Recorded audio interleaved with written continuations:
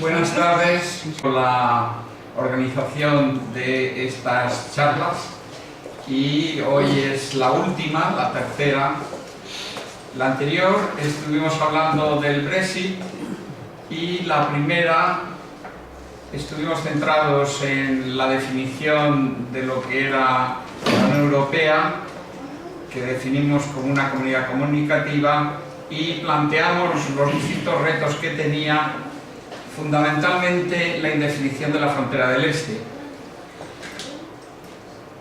El Brexit, que hoy vuelve a ser noticia por las elecciones inglesas, pues vimos en esa charla anterior que había que hacer una buena negociación por parte de Europa, ellos que cuanto peor la hagan mejor. Esperar que se arrepientan y con estas elecciones posiblemente no den marcha atrás inmediato, pero van a tener un problema que cuando se llegue a la negociación va a tener que ser ratificada por el Parlamento y la primer ministro no va a tener el control de ese Parlamento porque ha perdido la mayoría absoluta. Luego, las elecciones de ayer, que hoy conocemos los resultados, van a afectar, aparte de que para tener un gobierno va a tener que negociar con algún grupo donde hay varios que son pro-europeos. Pero en fin, aunque hay que esperar que se arrepientan, lo que sí es que si esto sigue adelante, España tendrá que aprovechar en lo que pueda las opciones que le brinda el Brexit sobre Gibraltar. Tendremos que aprovechar también si se pueden atraer a España instituciones y empresas que estén ahora en el Reino Unido, y prepararnos para que un día se puedan arrepentir. Respecto al concepto de la Unión Europea, vimos que lo habíamos definido como una comunidad comunicativa que asegura la paz, ¿no? Y vimos otro enfoque, otra versión de lo que es la Unión Europea, que estaba ya superada, pero que se veía desde la CEE, aquella denominación de Comunidad Económica Europea, como un grupo de mercaderes en busca de beneficios. Y aquí tenemos una clave para entender lo que está pasando, porque por cómo han ido las cosas y cómo se ha estado comportando el Reino Unido, tanto a la hora de impedir que se formase la Comunidad Económica Europea, como a la hora de entrar, como ahora para irse, está claro que ellos lo que ven en Europa es un grupo de mercaderes en busca de beneficios. Y de ahí se entiende sus regateos y su pagar cuanto menos mejor y buscar un mercado amplio donde colocar sus productos, mientras que el continente, desde Bruselas, lo que tiene muy claro es que el objetivo de la Unión Europea es la paz, y que a esa paz se llega mediante la acción comunicativa. Por otro lado, vimos el problema de la frontera del este y cómo el ejemplo de lo que está sucediendo en Ucrania nos confirma que ahí tenemos un cabo suelto, y sabemos que Rusia pues no puede renunciar ni a su base en Crimea, ni a los muchos rusoparlantes, millones que hay en Ucrania, ni al Principado de Kiev. Pensemos que cuando el príncipe Vladimir se casa con una princesa griega de Bizancio y se hace cristiano, pues manifiesta una voluntad de europeizarse. Y el Principado de Kiev pues era como la Castilla de Rusia, ¿no? Luego, posteriormente se funda Moscú, pero Rusia nace en Kiev. Luego Ucrania es algo muy querido de los rusos, ¿no? Y luego tenemos el problema de Kaliningrado, que está inserto en el territorio de la Unión Europea y que nos recuerda un poco la situación del enclave del paso de Danzig antes de la Segunda Guerra Mundial. El caso es que hay momentos en que la historia parece que se acelera, y este año de 2017 es uno de ellos. Tenemos el tema, como hemos visto, del Brexit, tenemos la inseguridad de esa frontera que hablábamos, tenemos el tema del Trump, que nos está sorprendiendo cada día con declaraciones, como la última de ayer de su antiguo director de la CIA, tenemos los populismos y tenemos oportunidades con la salida de Inglaterra, de Reino Unido, de intensificar la unión. Y tenemos ese problema de la frontera del este, que es prioritario. ¿Por qué? Porque es que el problema va a ser recurrente, es decir, si cuando Ucrania solicita unirse tenemos un problema con Rusia, pues ¿qué va a pasar cuando lo solicite Georgia, o Bielorrusia, o Turkmenistán? Es decir, es importante, se necesita un tratado con Rusia. Es más, urge un tratado con Rusia. Yo recuerdo una experiencia personal que estando en 1993 en Toledo, comiendo con Yuri Mihailovich, que entonces era el alcalde de Moscú, pues finalizando la comida, cuando estábamos más de tertulia que de otra cosa, me dijo: Carlos, hemos disuelto la Unión Soviética para que Rusia pueda integrarse en la Unión Europea. Rusia quiere integrarse en la Unión Europea. Hubo una oportunidad, nada más disolverse la Unión Soviética, que se va perdiendo, y cuanto más lo retrasemos, pues podemos tener cada vez más enfrentamientos. Y es una auténtica pena que, teniendo una oportunidad de resolver esa incertidumbre y ese riesgo, pues no lo hagamos. Ahora, la integración de la Unión Europea, como le estaba comentando yo a Yuri, no es nada fácil, porque el tamaño, la disparidad, el peso político de una Rusia integrada como miembro de la Unión Europea desequilibraría toda la situación, es inasumible. Pero hay otras posibilidades. Tenemos que ser creativos. Sabemos que la mejor frontera es cuando no hay frontera. Pero dado que la Unión Europea ya no puede crecer siempre, la naturaleza nos da un ejemplo de crecimiento. Cuando una estructura ya está saturada, pues salta a una estructura fractal, donde la estructura primitiva se copia y se copia y se copia, y entonces tienes posibilidades de crecimiento adicionales en otra dimensión. Luego, ¿por qué no copiamos en este sentido? Quizá la solución sea no integrar, pero no seguir como estamos, sino hacer una confederación entre la Unión Europea en su totalidad y una Rusia ampliada incluso con algunos de los países que formaron parte de la Unión Soviética, como una gran confederación rusa. La Unión Soviética estaba dominada por Rusia, pero podrían tener una confederación copiando en parte la Unión Europea, y esa gran confederación podría unirse con la Unión Soviética en una confederación fractal a un nivel superior. Es más, tenemos otro problema, que es el problema de Turquía. Turquía hace años que solicitó entrar, hace años que está negociando. Recordará 12 años que estuve yo en Turquía y reclamaban: ¿cuándo entramos? ¿Cuándo entramos? Y es una frustración para el gobierno turco y para el pueblo turco la dilación sin die de su entrada en la Unión Europea. ¿Por qué no aprovechamos y creamos una confederación del Mar Negro entre la Unión Europea como conjunto, Rusia, una Rusia federada con todos los países afines a Rusia, como podía ser Bielorrusia, y Turquía, incluso una Turquía ampliada, donde estén las repúblicas turcas, los Turkmenistans, que hablan turco, estaban en la Unión Soviética, pero son turcos realmente, de cultura, de lengua, de religión. Si consiguiésemos formar una confederación, es decir, montar, con el ejemplo de la Unión Europea, una institución que permanezca como un diálogo permanente entre esos tres bloques, tendríamos una potencia donde no solo estabilizaríamos esa frontera del este que debiera de preocuparnos tanto, sino que ese bloque de la Confederación del Mar Negro con una Unión Rusa y una Unión Turca, fijaros en el mapa, sería para empezar bioceánica, como son los Estados Unidos, con la gran ventaja que eso tiene, ¿no?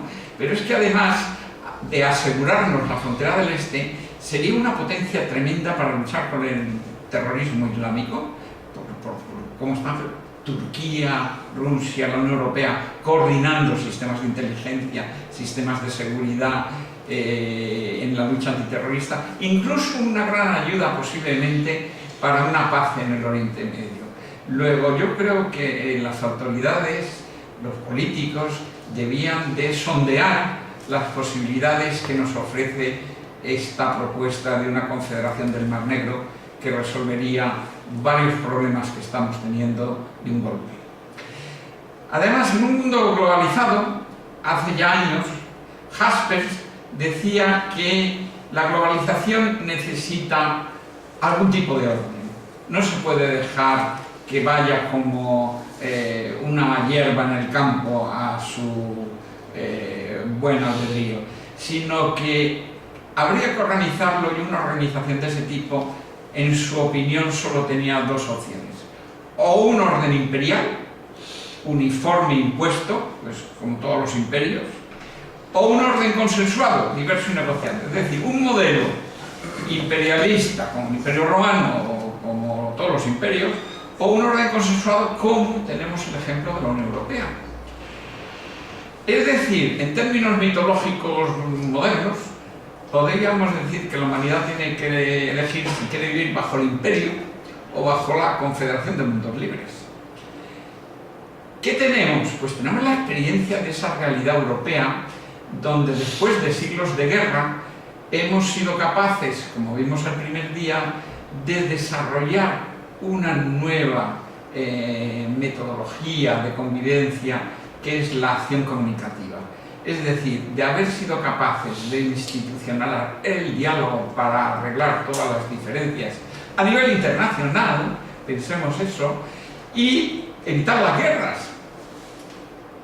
Hay un documento del que luego hablamos, donde es este que tengo aquí en la mesa, que ha publicado la Unión Europea hace 2 días, el día 7, y hay una gráfica muy llamativa donde hay una gráfica de barras donde hay en gris los periodos de guerra y en azul los periodos de paz. Y empieza con 2 siglos continuos grises, del finales del 16 hasta el 18. Y luego van apareciendo franjitas de paz y otra vez un manchón gris. Hasta que al final hay, después de la Segunda Guerra Mundial, un gris que se termina con la guerra y un azul que de momento es permanente, que es el periodo de la Unión Europea. Luego, ha sido una realidad y eficaz. Tiene otra ventaja que también anunciamos y comentamos el primer día, pero que viene a cuento volverlo a sacar, es que el diálogo permanente configura un nosotros. El otro deja de ser un tú ajeno para configurar intereses comunes y formar con nosotros un nosotros capaz de acometer proyectos en común. Y eso es importante. Kinkel, que era psicólogo y psiquiatra, decía que el paso del yo al nosotros en las personas es un proceso de madurez y es pasar del egoísmo a la acción participativa. Y era un signo de salud mental. A un lado queda el egoísmo de la histeria, que sería equivalente al imperialismo, como esa opción que tendríamos para ir marcando lo que queremos hacer de la globalización, y por el otro lado tenemos la neurosis, que es nacionalista, es decir, la histeria tiene rasgos de dominio y manipulación, la neurosis tiene rasgos de inadaptabilidad con su entorno y de egocentrismo tremendo. Aquí este dibujo quizá no se vea, pero es un señor intentando pasar por un cable fino y evidentemente a un lado tiene el vacío y al otro lado también tiene el vacío. ¿Qué tenemos?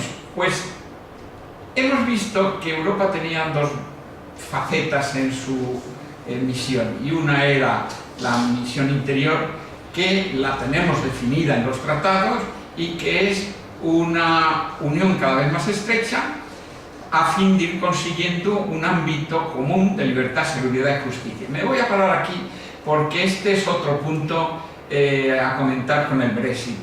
cuando Cameron pidió renegociar las condiciones del tratado entre el Reino Unido y la Unión Europea, sacó esto a colación, exigió que el Reino Unido se desvinculase de este compromiso de una unión cada vez más estrecha. Mientras que Europa quiere progresar hacia una unión política como horizonte, esta era una de las cosas que Cameron dice, bueno, o no me dais esto o hago un referéndum. Y pedía otra cosa, pidió también, vamos, antes del referéndum del Brexit, pidió que para frenar el aluvión de emigrantes europeos que estaba recibiendo el Reino Unido, ya digo que el colectivo que quieren frenar es el polaco, pero nos afecta a todos, pues dice, tengo una idea brillante para frenarlos, y es que durante 6 meses los miembros de la Unión Europea que se instalen y encuentren trabajo en el Reino Unido no tendrán ningún tipo de seguridad social, ni médico, ni cobertura de ningún tipo. Luego a los 6 meses, si han permanecido, sí. Es decir, quería ahorrarse todos los derechos sociales de los trabajadores europeos durante 6 meses. Y esos 2 temas fueron los que desencadenan el sacar el referéndum que ha llevado al Brexit, ¿no? Pero uno era el desvincularse del compromiso de una relación cada vez más estrecha entre los miembros. Y teníamos también, además de esa misión interior, la misión exterior, que es intentar extender como misión y objetivo, pues la comunidad comunicativa, es decir, el intentar renunciar a la violencia y en definitiva a las guerras en los problemas internacionales, fomentando la comunicación y el diálogo. ¿Qué nos ocurre? Pues que tenemos una serie de problemas dentro de Europa, y ahora empezamos ya a hablar del tema de hoy, que es qué nos cabe esperar en el futuro y qué tendríamos que ir resolviendo. Para empezar, tenemos que resolver el problema del déficit institucional.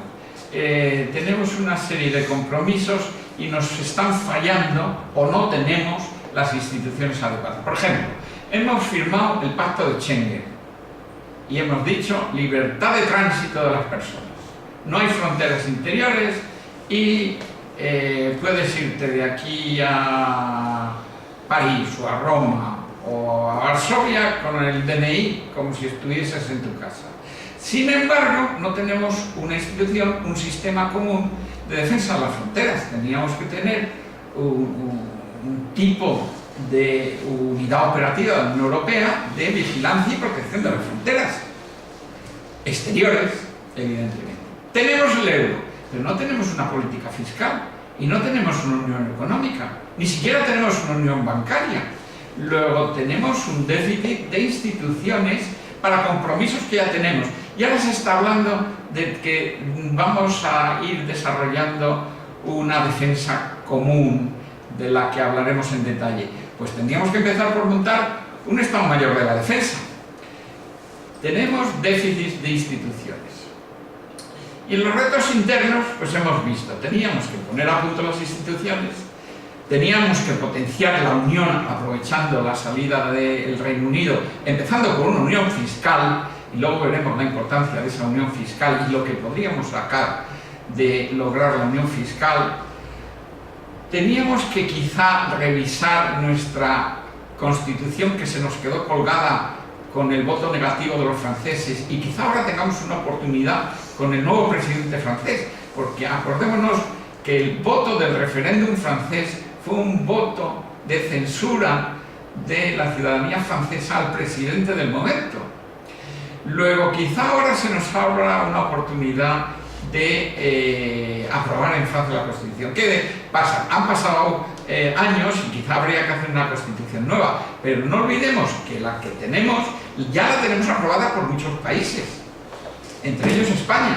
Luego, quizá lo mejor sea terminar de aprovechar esa y luego ya hacer enmiendas, empezar a hacer una nueva y empezar país a país, irla aprobando, cuando realmente, si la aprobase Francia, posiblemente se aprobara definitivamente, y luego hacer enmiendas que lo actualicen.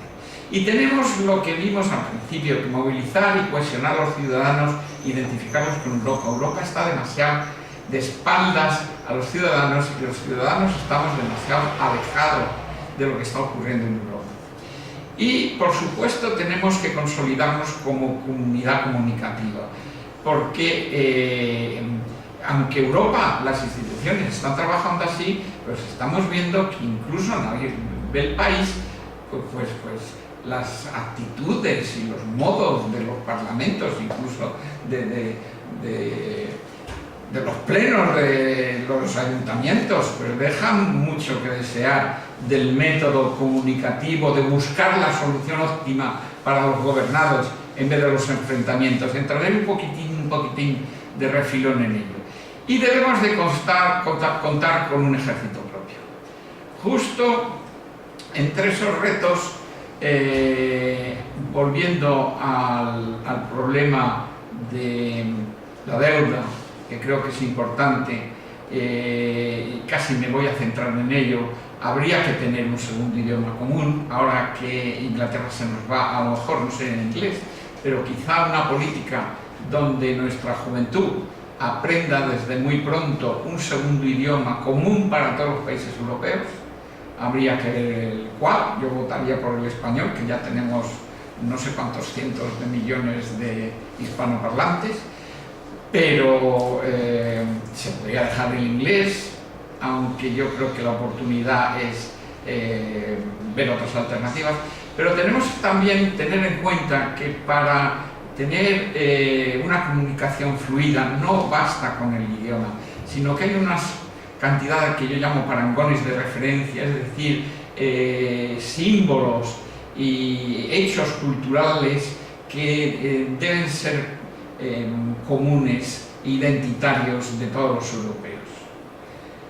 Luego, en la formación había que no solo hablar de idiomas, sino de establecer referentes culturales que faciliten la convivencia. Y volvamos al problema de la deuda, donde el otro día decía que la deuda es una gran losa, nos está atando a nivel económico como una bola de preso, y tenemos esta imagen del pobre ciudadano, no sabe hacia dónde correr, pero se le va veniendo encima. Pero habría una posible solución técnica de liberarnos de la deuda. Lo anunciaba y anticipaba en el debate el día anterior. ¿Qué podíamos hacer? Pues sería factible, si entramos en la unión fiscal, es decir, que Europa pasaría a cobrar impuestos y luego financiaría las necesidades de los países, hacer un swap, un canje, de forma que Europa se quede con las deudas de los países a cambio de que los países pagan por esa deuda cediendo los derechos fiscales.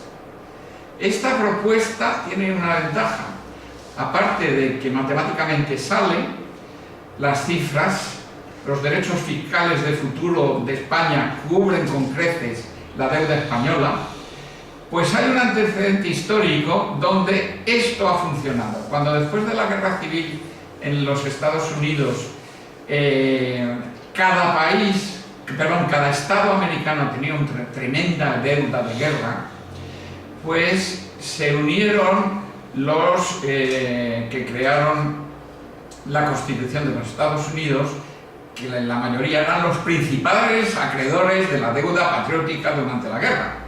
Luego tenían mucho interés en cobrar y los estados estaban quebrados. Y decidieron hacer una constitución que no necesitaban, porque la Carta de Independencia ya era una constitución en sí. Pero crean una constitución para crear un gobierno federal capaz de tener una entidad jurídica capaz de endeudarse, a cambio de que asumiese el Estado federal la deuda de todos los estados y garantizarse el pago de esa deuda.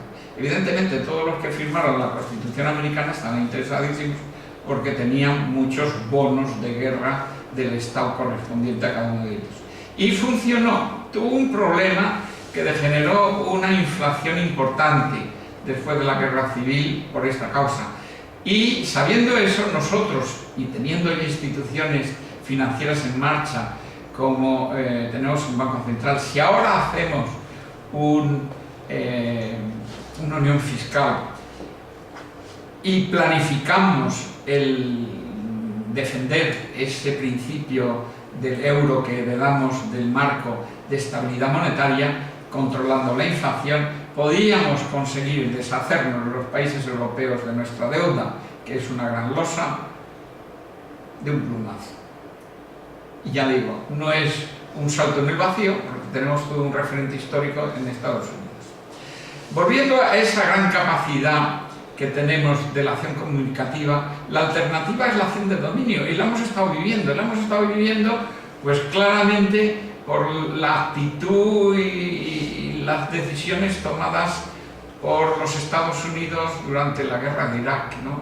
Donde la guerra de Irak, si se analiza, tiene toda la pinta que el principal beneficiario pues ha sido el Estado de Israel, porque después de la guerra entre Irak e Irán, el ejército de Irak tenía una potencia tremenda y era un enemigo declarado del gobierno de Israel.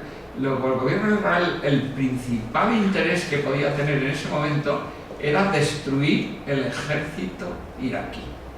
Y el único que tenía capacidad para destruir el ejército iraquí era el ejército americano. El ejército americano, sabemos por hechos históricos, que en el Estado Mayor tenían infiltrados gente del Mossad, que a uno de ellos luego, años después, le detuvieron porque justo fue el que había hecho el informe sobre las armas de destrucción masiva de Irak. Y en base a ese documento se declaró la guerra, ¿no? Y estaban convencidos tanto los ingleses como los norteamericanos como los españoles, estuvimos también en las Azores, acordémonos, de que había armas de destrucción masiva que luego se demostró que no aparecían por ningún lado. Es decir, en esa guerra de Irak hubo un golpe de mano sin consultar con los aliados. Acordamos que Francia se opuso a esta acción, donde los Estados Unidos demostraron que no cuentan con nadie para tomar decisiones donde haga falta una muestra de fuerza. Hoy por hoy, visto lo visto, lo que tenemos con el presidente y lo que nos ha pasado con el Brexit y las declaraciones después de la última reunión del G7 de la canciller alemana diciendo Europa ya no puede contar con sus aliados, tenemos que no solo unificar la acción exterior, sino también la defensa. Tenemos una contradicción. Estamos diciendo y reiterando que la esencia de Europa es la paz, y ahora me voy a poner a hablar de defensa europea. Resulta que el renunciar a la violencia en el interior no nos priva de tener enemigos exteriores. Los tenemos en el terrorismo y nos pueden venir desde cualquier sitio. Hay un antecedente interesante en paralelo, y es la reflexión de Moti, un filósofo y estratega chino, que nos narra cómo China unificó en paz sus provincias mediante la concordia, es decir, un fenómeno muy paralelo a la Unión Europea en aquel momento de unificación de los imperios. Y de ello no la hizo invulnerable a las agresiones exteriores. ¿Qué solución dio? Pues la muralla china. Dice, bueno, nosotros hemos conseguido la paz, pero ¿qué nos puede venir de fuera? Y tenemos un antecedente histórico que tenemos que recordar en España, y es que durante el reinado de Carlos III, Floridablanca, pues se hizo un análisis de la estrategia nacional y llegamos al convencimiento, los españoles en aquel momento, de que ya no teníamos amenazas. Pues durante siglos, como hemos comentado antes en esa barrita que hay en este documento, habíamos estado guerrando fundamentalmente con Francia. Pero ahora teníamos el acuerdo de los tratados de familia. El rey francés era el rey hermano. Luego se tomó la decisión de reducir los gastos de defensa, de prácticamente desmantelar el ejército y sí mantener, por la amenaza inglesa y la seguridad de las comunicaciones con América, una flota operativa. Pero desmantelamos el ejército porque si teníamos total seguridad, los Pirineos era como ahora, pasar a casa del rey hermano. Y en 24 horas cortaron la cabeza al rey hermano, pusieron a Napoleón y nos invadieron, sin ejército. Dicen que la experiencia es no repetir errores. Pues evidentemente tenemos que tomarnos en serio que aunque nuestro objetivo es la paz interna y externa, no podemos desatender la defensa. Luego, si unificamos la política exterior para tener una voz única de Europa, cosa que en este momento tenemos para negociar con Inglaterra, con Reino Unido, perdón, pero para todos, tenemos ese representante de asuntos exteriores que puede hablar en nombre de todos los países, pero sería interesante tener instituciones internacionales y tener claro el modelo que queremos para el mundo al cual quisiéramos colaborar a desarrollar. Teníamos que tener claras las fronteras y teníamos que tener, creo yo, una escuela diplomática europea y un servicio diplomático europeo. No tener ya embajadores de uno y otro país, sino una buena embajada de Europa en Washington y en Londres y en Pekín. Como decía, hace 2 días nos ha venido este documento de la Comisión, que está firmado por Federica Mogherini, que es la vicepresidente y alto representante de la Unión Europea para Asuntos Exteriores y Seguridad, y también lo firma el vicepresidente de Crecimiento, Inversiones y Competitividad. Es un documento que se titula Reflexión sobre el futuro de la defensa en Europa. ¿Cómo alcanzar autonomía defensiva? Es verdad, tiene razón el señor Trump, nuestra defensa depende de Estados Unidos. Y para alcanzar esa autonomía defensiva, pues tenemos que empezar a renunciar a que sean los americanos los que nos saquen de todos nuestros posibles problemas. Acordaros que la estrategia de la OTAN durante el bloque soviético era frenar en lo posible en centro de Alemania una invasión rusa potencial, replegarnos a Inglaterra y a España, mientras los americanos organizaban una contraofensiva y hacían un doble desembarco en Inglaterra y sobre todo en el sur de España, ¿no?, desde Rota, y reconquistar otra vez Europa desde ahí. Luego, toda nuestra defensa estaba primero definida por Estados Unidos y controlada por los Estados Unidos y dependiente de los recursos americanos. Luego, nosotros tenemos ahora que pensar en defendernos por nuestros propios medios, y para ello habría que crear una agencia de armamento y defensa. Y al final crear un ejército europeo que estaría integrado en la OTAN y desarrollando cada vez más proyectos comunes, como hemos desarrollado el A400M de transporte, como hemos desarrollado el proyecto Galileo de satélites de información y comunicaciones, o como hemos desarrollado el Eurofighter. Eso tiene una ventaja, y es que para la industria europea podríamos hacer desarrollos de investigación, desarrollo y producción de tecnologías que los países independientemente no podríamos acometer. Por ejemplo, pues el proyecto de aeroespacial europeo. En este documento se dicen cosas muy interesantes. Ya digo, está caliente, ha salido hace 2 días. Y en la introducción nos están diciendo que es importante una mayor contribución de la Unión Europea a su propia defensa. Y nos está diciendo en la introducción 4 principios. Primero, el compromiso inamovible con la paz de la Unión Europea, como principio de base. Pero la Unión Europea tiene la obligación y responsabilidad de defender a sus ciudadanos junto con sus intereses y sus valores. Siguiente, esa defensa será más eficaz si se hace conjunta todos los países europeos.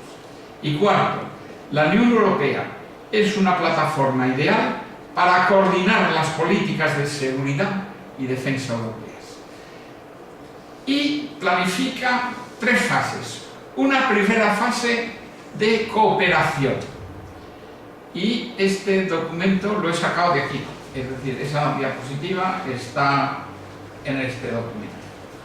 Fijaros qué datos tan interesantes. Resulta que nosotros, en comparación con Estados Unidos, nosotros Europa, la Europa de los 28, habría que ver si en Inglaterra cambiaría algo, pues gastamos 227.000 millones de euros en defensa.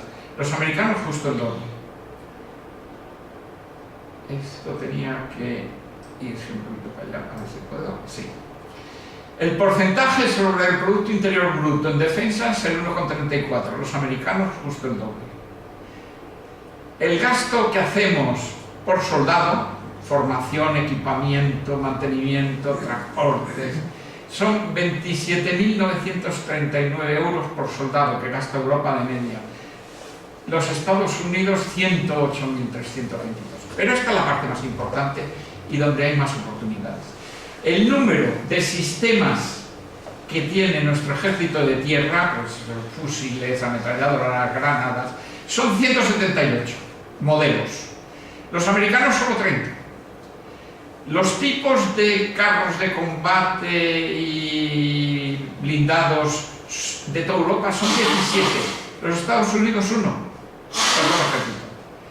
El tipo de barcos de combate, portaaviones, fragatas, patrulleras, 29 diferentes. Fijaros lo que es para producción y mantenimiento. Los americanos solo 4. Tienen un modelo de portaaviones, un modelo de fragata, un modelo de transporte, un modelo de patrullera. El número de aviones de combate, 20 modelos. Los americanos solo 5. Luego, evidentemente, hay una oportunidad de coordinación y de desarrollo de una política común que nos permita coordinar por lo menos la estrategia de defensa. El potencial de ahorro son 30 billones de euros por armonizar exclusivamente los modelos de armas y equipos de combate. Es decir, 30 millones de euros podemos ahorrar si nos ponemos de acuerdo. Y esto sería la primera fase, coordinar la defensa. Yo creo que merece la pena, sobre todo con el déficit que nos preocupa, al fondo de la sala sobre todo, pues aquí tendríamos un potencial de ahorro. Ahora, esto nos permitiría, si avanzamos en coordinación de la defensa, coordinar la inteligencia. Ahora todavía estamos coordinando, pero siempre nos guardamos algo. Crear un alto Estado Mayor conjunto, cuanto antes, aunque no tengamos todavía un ejército europeo, y luego tener como objetivo ese ejército paneuropeo. ¿Qué nos ocurre? Pues bien sabemos que la misión de Europa va a seguir siendo el consolidar la paz y que Europa va a seguir siendo un testimonio de cómo se puede vivir en paz países que durante siglos hemos estado en guerra. Luego, no podemos perder de objetivo esa necesidad y prioridad de mantener la paz. Pero el que, como dicen los latinos, si vis pacem para verlo, si quieres la paz, no debes de dejar a un lado tu defensa. Acordémonos nosotros de Florida Blanca y acordémonos de China, cuando logramos la paz interior. Luego, para eso tenemos que tener claro y potenciar, insisto, el sistema de comunidad comunicativa que tendríamos que imponer a nivel local, nacional y fortalecer a nivel continental, que es el valor regulativo de la verdad. Es decir, buscar la convergencia de opiniones en busca de la verdad. Es decir, ¿qué es lo que de verdad necesita Madrid o necesita Chamberí? ¿Qué es lo que nos va a mejorar nuestra convivencia, nuestros servicios, nuestra calidad de vida? Pues buscar la verdad de qué es eso que necesitamos para acertar en la acción. La verdad se demuestra en que luego, si nos hemos equivocado, lo que hemos hecho ha salido mal. Luego, los principios que regulan la acción comunicativa: primero, que el debate ha de ser discursivo, argumentativo, dar argumentos, y argumentos son razones, son datos, son hechos, son ejemplos, son referencias de cómo esto funcionó en Estocolmo o en Kuala Lumpur. El consenso se afirma contra las objeciones por el peso de las unidades argumentativas, de buscar la verdad y de demostrar que lo que yo propongo es más cierto, ventajoso que lo que está proponiendo otro, y envainándomela cuando veo que el otro tiene razón. Y que todos los actores tienen que tener capacidad crítica y posibilidad de discrepancia, porque está en el interés de todos el buscar esa verdad. Fijaros esta definición de lo que es la democracia de Edmund Burke en 1774, hablando y criticando al Parlamento británico. Dice, lo voy a leer textual: el Parlamento no es un congreso de embajadores de intereses diversos y hostiles. Es decir, no es un grupo de señores donde cada uno tiene unos intereses que está defendiendo, y está defendiendo esos intereses contra los intereses de los otros, y sin preocuparlo cómo pueden ser de beneficiosos o de sensatos los intereses de los otros. No somos embajadores de intereses ya prefabricados. Es absurdo, a mí me parece ridículo ver debates donde no hacen falta, porque ya se ve que van a votar la idea que tienen antes de empezar. Pues ¿para qué hablar si ya sabemos lo que va a votar cada uno? Si el debate de investidura ya sabíamos cuántos votos iba a tener el uno y el otro, ¿para qué tener debate de investidura? Si no estamos buscando consenso, convencimiento, verdad, mejores soluciones, sino que vamos con ideas preconcebidas. Y sigo.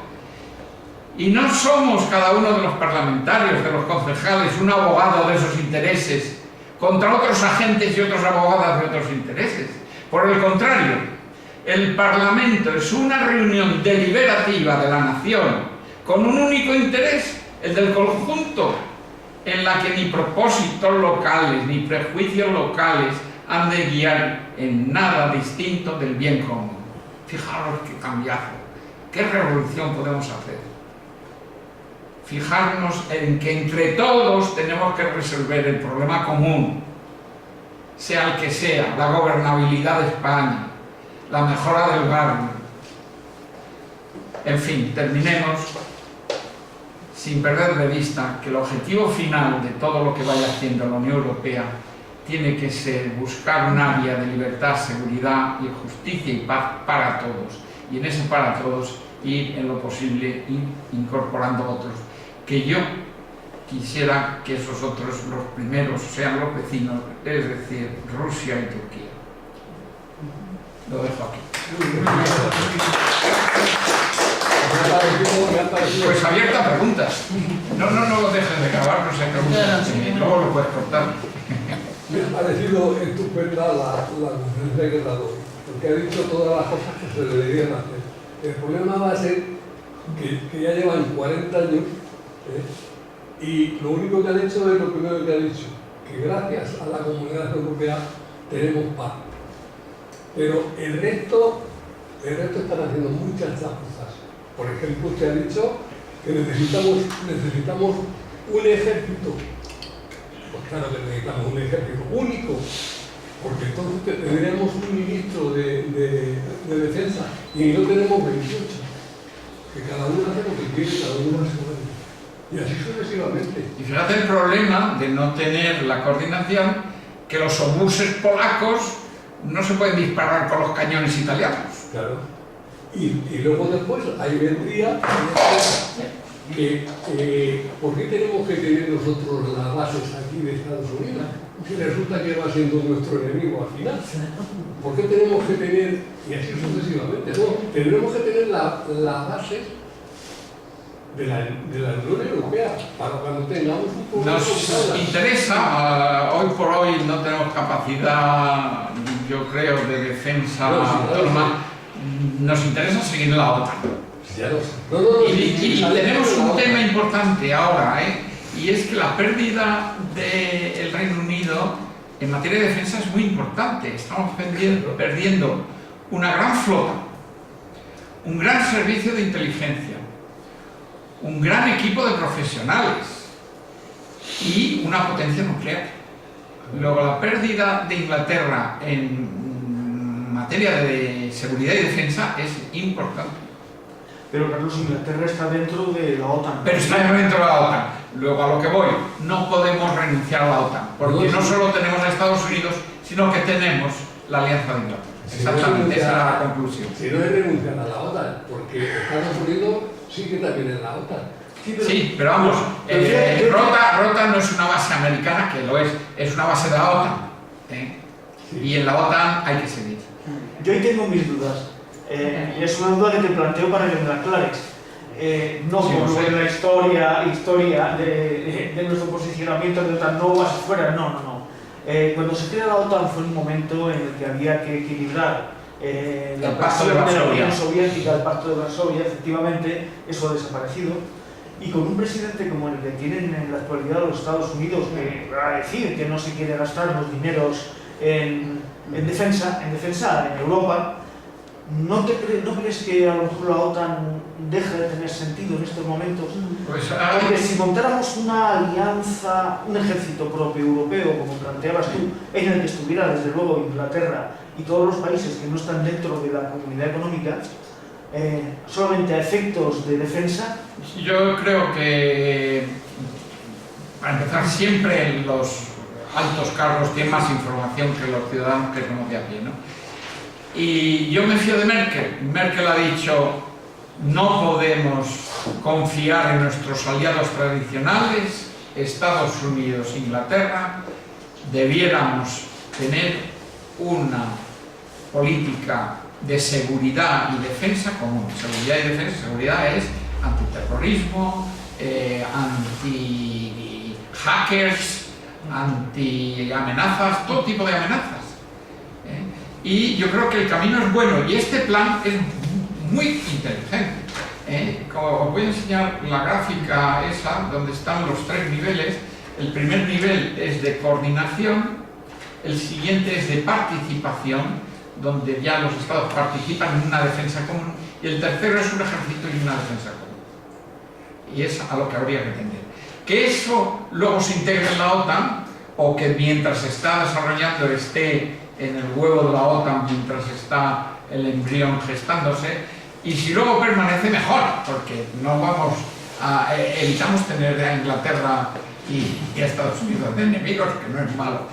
Y yo buscaría en paralelo una unión con Rusia y con Turquía.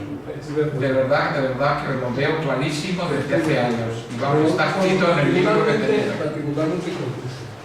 Porque ya Turquía ya tira más al Islam y tira más a... Claro, si es que están frustradísimos, de verdad, que lo he seguido en vivo y en directo. Yo no lo entiendo todavía, ¿por qué se sigue con no sé, el odio, quizá o lo que sea, con Rusia? Porque el país ha sido comunista, porque tal, porque cual, y entonces parece que a los gobiernos de la Unión Europea los retrae. Bueno, hay dos temas. Uno es que acordaros que tuvimos, que fue un acierto, la gran ampliación. Incorporamos a todos la Europa del Este. Y la Europa del Este a los turcos los tiene sufriendo durante 50 años. Es decir, estoy hablando de Hungría, estoy hablando de Checoslovaquia, estoy hablando de Polonia. Y a los rusos tienen ahí y los siguen viendo como una amenaza. Y la gran amenaza que tenemos en este momento, y mirar las noticias, leer entre líneas, son los países bálticos, es decir, Estonia, Letonia y Lituania son una amenaza. Si Rusia ha cogido Ucrania y yo fuese ruso, mi siguiente objetivo no sería Polonia, sería Estonia, Letonia y Lituania. ¿Dónde estamos mandando tanques? ¿Dónde estamos mandando tropas? Los españoles. Sí. A la frontera. A Lituania. ¿Dónde estamos poniendo misiles antimisiles? En Lituania. Luego tenemos, por un lado, contestando a tu pregunta, no la opinión de una Europa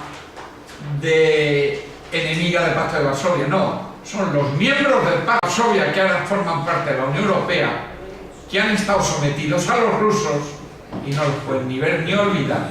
Quizás sea cuestión de una generación, de que la juventud no haya vivido el tener la bota rusa encima del cuello para que se asuma eso. Pero yo creo que es urgente llegar a acuerdos con Rusia. Pero urgente de ya. Se tenía que estar una comisión viendo la fórmula. Y yo la fórmula que veo a nivel estratégico es la confederación. Que no entre, pero nos unamos. A mí hay otra cosa que me preocupa, es el tema fiscal. El tema fiscal. ¿Por qué no está unificado como usted dice? Pero vamos a ver, si es que hay en Europa, resulta que hay territorios allí que llevan el dinero los españoles, nosotros no le damos. Bueno, ahí estamos hablando de los paraísos fiscales. Sí. Bueno, eso es tema de otra cosa. Algún día, a lo mejor don Antonio nos organiza una conferencia de economía, incluso, como diría alguno, y hablamos de mi libro, pero eso es otro tema. Dejémoslo, si algún día hablamos de economía, tocaremos ese tema. Pero hay que armonizar la fiscalidad. ¿A que no sabéis un problema que están sufriendo cantidad de europeos autónomos?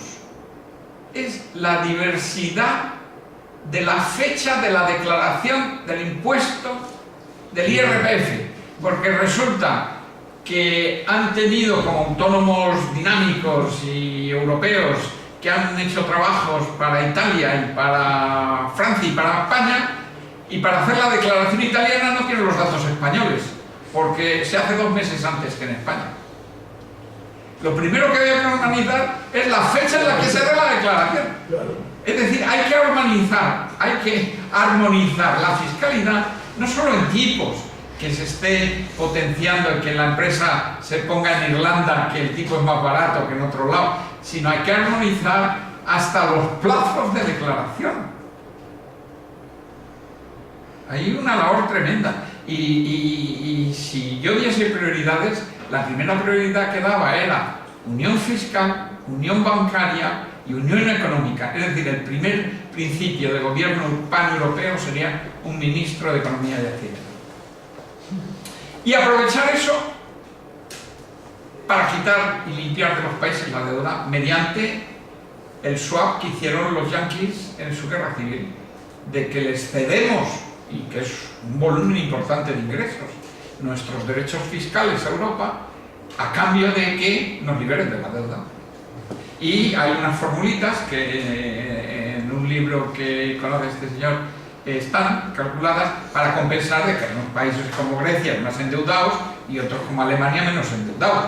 No va a estar pagando los manirrotos, van a ser financiados por los ahorradores, sino que es cuestión de aritmética. Y se dice, bueno, pues tú se te libera la totalidad, tú dejas a deber tanto a la Unión Europea y a ti te adelantamos tanto porque vienes con las manos limpias y los bolsillos llenos. ¿Usted cree que no se va a volver a repetir la crisis que ha habido de hace por lo menos 10 años? Como sigamos así, sí. Empezó en Estados Unidos y vino para acá y al final nos afició. Sí, pero nos afició. Pero de nuevo eso es para otro capítulo. Sí, no, es que a mí me preocupa mucho. No, y a mí también. Y sí, pero digo, hay todo otro tema que estaría encantado de en el otoño hablar de ello. A un montón de gente, porque fíjese, la cantidad de parlamentarios que tiene el Parlamento Europeo y demás. Y entonces, ¿qué hacen? En lugar de tirarse los trastos a la cabeza como siempre, porque yo soy de un lado y yo soy de otro, pues no señor, que se dediquen a pensar, a estudiar y a sacar. Ese es el principio fundamental de la forma de actuar que debíamos de seguir, ¿no? Bueno, pues nada, pues muchísimas gracias. Pues gracias a ustedes por la presencia y feliz verano. Muchísimas gracias por su conferencia.